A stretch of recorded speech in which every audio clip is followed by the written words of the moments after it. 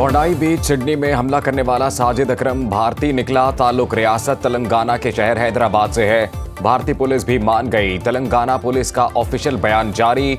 भारतीय खबरसां इदारा प्रिंट और ऑस्ट्रेलियन मीडिया हकायक मंजर आम पर ले आया। 50 साला साजिद अकरम 1998 में स्टूडेंट वीजा पर ऑस्ट्रेलिया गया। वहीं अतालवी खातून से शादी की, जिससे बेटा नवीद अकरम पैदा हुआ। साजिद अकरम ने 1998 के बाद से अब तक 6 बार भारत और ऑस्ट्रेलिया के दरमियान सफर किया। भारतीय और इस्राएली मीडिया ने हकायक के बरक्स मुहिम चलाई। ऑस्ट्रेलियाई हुकाम ने भारत से तफसीलात मांगी। पाकिस्तान से किसी ताल्लुक का जिक्र नहीं। भारतीय मीडिया का फॉल्स फ्लैग बयानिया बेनकाब। हमला भारत की दीगर मुमालिक में स्पॉन्सर्ड दहशतगर्दी का वाज़ेह सबूत। मकबूजा कश्मीर और पाकिस्तान में भी दहशतगर्दी में मुलव्वस। दुनिया के सामने पाकिस्तान का मौक़िफ़ वाज़ेह हो गया। सिडनी में फायरिंग करने वाला हमलावर भारतीय पासपोर्ट पर सफर करता रहा। 1 नवंबर को हमलावर बाप बेटे ने फिलिपाइन का सफर किया। साजिद अकरम ने भारतीय पासपोर्ट इस्तेमाल किया। बेटे नवीद ने ऑस्ट्रेलियाई पासपोर्ट इस्तेमाल किया। दोनों 28 नवंबर तक फिलिपाइन में रहने के बाद मनीला से वापस सिडनी पहुंचे। ऑस्ट्रेलियाई इंसदादे दहशतगर्दी एहलकार के मुताबिक दोनों ने फिलिपाइन में 1 माह तक फौजी तर्ज की तरबियत हासिल की। ऑस्ट्रेलियन वजीर खारजा पेनी वोंग का फिलिपाइनी हममंसब टेस लाजारो से राब्ता। बोंडाई बीच सिडनी में दहशतगर्द हमले से मुतालिक फिलिपाइन पुलिस की तहकीकात पर तबादला ख्याल। फिलिपाइनी हुकाम ने दोनों की अपने मुल्क में मौजूदगी का एतराफ़ किया। सिडनी बीच का हमलावर 24 साला नवीद अकरम कोमे से बाहर आ गया। ऑस्ट्रेलियन पुलिस की तस्दीक। पुलिस हुकाम ने अभी तक बयान रिकॉर्ड नहीं किया। भारतीय मीडिया के हुकाम ने साजिद के घर से मालूमात इकट्ठी कर लीं। साजिद अकरम के भाई ने भारतीय मीडिया से गुफ्तगू करते हुए बताया, ईसाई लड़की से शादी की वजह से साजिद से बरसों पहले ताल्लुकात खत्म कर दिए थे। साजिद ने कभी अलील ज़ईफ वालिदा की खैरियत भी दरियाफ्त नहीं की।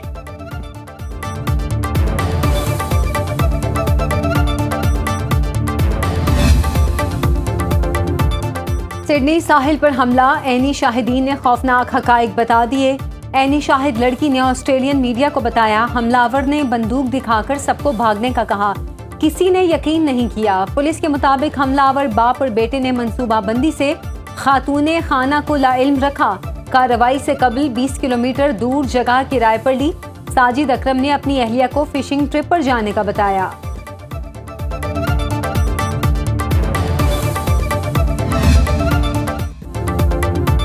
ऑस्ट्रेलियन वज़ीर आज़म ने अहमद अल अहमद को हकीकी हीरो करार दे दिया। एंथनी अल्बानीज़ की हस्पताल में ज़ेरे इलाज अहमद अल अहमद की अयादत।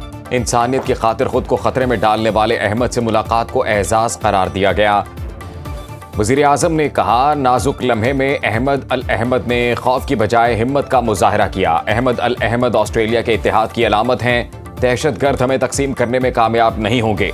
एंथनी अल्बानीज़ ने अहमद अल अहमद के वालिदैन से मुलाकात की और इनके अज़्म और हौसले को सराहा। फल फरोश अहमद के लिए कायम फंड रेजिंग मुहिम में $22 लाख से ज़ायद जमा हो गए।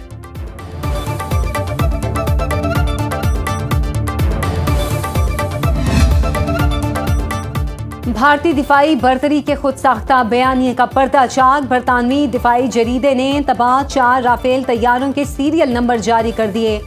एरो मैगजीन के मुताबिक पाक भारत फिजाई जंग 52 मिनट जारी रही, जिसमें तबाह होने वाले राफेल तैयारों के नंबर BS001, BS021, BS022 और BS027 थे। भारत इन चारों तैयारों के सीरियल नंबर्स के साथ कोई वाज़ेह तस्वीर पेश करने में नाकाम रहा। भारतीय फ़ज़ाइया के MiG-29 SU-30 और हेरोन ड्रोन भी तबाह हुए। पाकिस्तान के मल्टी डोमेन ऑपरेशंस ने भारतीय फ़ज़ाइया को मफलूज किया। 10 मई को JF-17C ब्लॉक 3 ने उधमपुर में भारतीय दिफाई निज़ाम S-400 को नाकारा बनाकर तबाह किया। पाकिस्तानी साइबर यूनिट्स ने भारत के 96% सोशल नेटवर्क्स और डिजिटल निज़ाम को मफलूज। पाकिस्तान के खिलाफ जंग में भारत को शिकस्त हुई। भारतीय रियासत महाराष्ट्र के साबिक वज़ीर आला पृथ्वीराज चौहान ने भारतीय हार तस्लीम कर ली। पृथ्वीराज चौहान का कहना है, भारत जंग के पहले ही दिन पाकिस्तान से शिकस्त खा चुका था। 7 मई को निस्फ घंटे की फ़ज़ाई जंग में पाकिस्तान पूरी तरह हावी रहा। लोग माने या ना माने, भारतीय तैयारों को पाकिस्तान की फ़ज़ाइया ने तबाह किया था। राफेल तैयारों के तबाह होने के बाद पूरी भारतीय फ़ज़ाइया को ग्राउंड कर दिया गया था। भारतीय फ़ज़ाइया का एक भी तैयारा ग्वालियर, भटिंडा या सरसा से नहीं उड़ सका। अगर भारतीय तैयारे उड़ते तो पाकिस्तानी तैयारे उन्हें भी मार गिराते।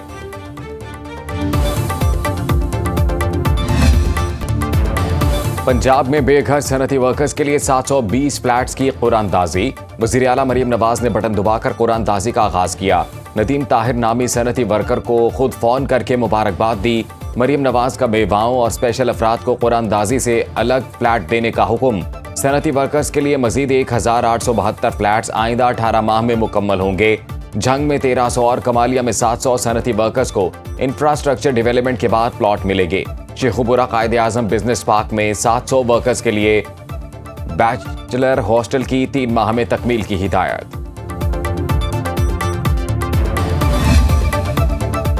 सिंध हुकूमत का जदीद तरीन ट्रांसपोर्ट सिस्टम लाने का फैसला। जदीद बसें खरीदने के लिए 90 करोड़ 64 लाख रुपए की मंजूरी। वजीर आला सिंध मुराद अली शाह की जेर सदारत इजलास। वजीर बल्दियात नासिर हुसैन शाह ने काबीना कमेटी खजाना की सिफारिशात पढ़कर सुनाई। अवामी आगाही के लिए दस्तावेजी फिल्में बनाने के लिए 1 अरब रुपए मुख्तस। स्क्वॉश चैंपियनशिप गोल्ड कप के लिए 5 करोड़ 60 लाख रुपए की मंजूरी। Veteran cricket T20 world cup के लिए 5 करोड़ रुपए मंजूर। वाटर सप्लाई स्कीम के लिए 10 करोड़ 30 लाख रुपए की मंजूरी। कोयटा के बल्दियाती इंतखाबात मुलतवी होने चाहिए। इलेक्शन नए बल्दियाती निज़ाम के तहत होने चाहिए। वज़ीर आला बलूचिस्तान के मीडिया टॉक मीर सरफराज बुगटी ने कहा, हम बल्दियात का नया निज़ाम ला रहे हैं। नए सूबे बनाने के लिए इत्तफाक राय होना चाहिए। लसानी और मजहबी बुनियादों पर सूबे नहीं बनने चाहिए। बलूचिस्तान में खुश्क साली की सूरत हाल संगीन होती जा रही है। सूबे में दहशत गर्दी का ग्राफ रवां साल कम हुआ। बलूचिस्तान में दहशत गर्दी बढ़ने की 2 वजूहात हैं। अमरीकी फौज के जाने के बाद असलहा दहशत गर्दों के हाथ लगा। 2018 में दहशत गर्दों को जेलों से छोड़ा गया।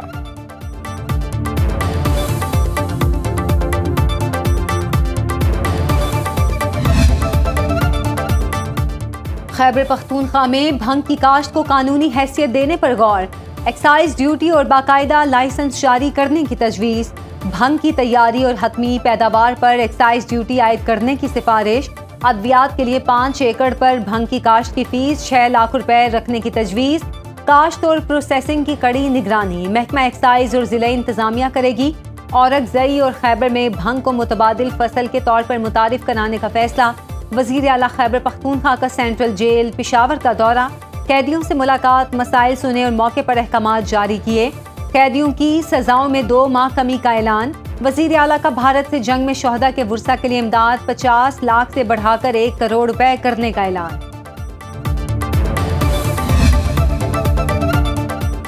साबिक वज़ीर आला पंजाब और स्पीकर मंजूर वटू इंतकाल कर गए। नमाज जनाजा कल आबाई गाँव वसावे वाला ओकाड़ा में अदा की जाएगी। मियां मंजूर अहमद वटू 3 बार वज़ीर आला पंजाब रहे। 1985 से 1993 तक 3 बार स्पीकर पंजाब असम्बली रहे। मियां मंजूर अहमद वटू तवील अरसे से अलील थे। सदर आसिफ जरदारी, वज़ीर आज़म शहबाज शरीफ, चारों वुज़राए आला और स्पीकर कौमी असम्बली सरदार अयाज सादिक का मियां मंजूर वटू के इंतकाल पर गहरे अफसोस और रंज का इजहार। सियासी और समाजी खिदमात को खैराज तहसीन।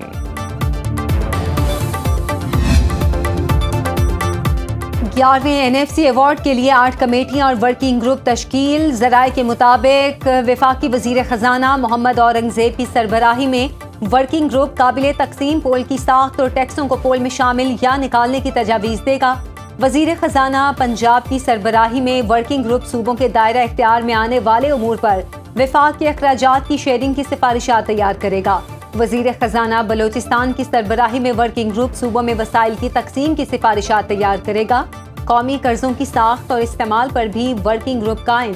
वज़ीर ख़जाना खैबर पख्तूनख्वा की सरबराही में वर्किंग ग्रुप टैक्स GDP तनासुब में बेहतरी के इक़दामात तजवीज़ करेगा। वज़ीर ख़जाना सिंध की सरबराही में वर्किंग ग्रुप वसाइल के सूबों को बराह रास्त मुंतकिली की सिफारिशात देगा। फाटा के इंज़माम और NFC में शेयरिंग पर सिफारिशात के लिए भी वर्किंग ग्रुप कायम। खैबर पख्तूनख्वा हुकूमत का सूबाई हदूद और आबादी में इजाफे की बुनियाद पर शेयर में 4% तक इजाफे पर जोर।